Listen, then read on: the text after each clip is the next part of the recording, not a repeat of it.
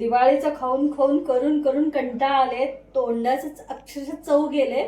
म्हणून आता मी मस्त असं झणझणीत मेथीची भाजी करणार आहे.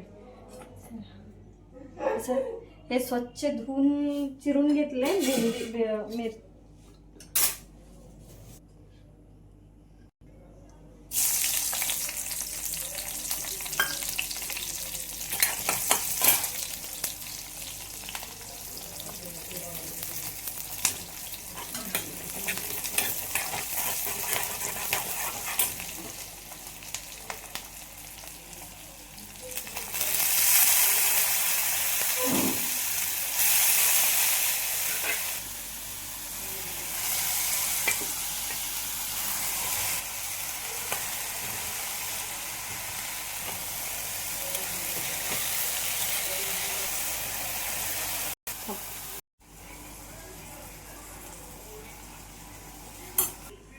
हे बघा, हिरवीगार असं मेथीची भाजी रेडी आहे. अशा पद्धतीने केली की नाही आहे तसं हिरवीगार राहते आणि बघायला पण किती सुंदर लागतं.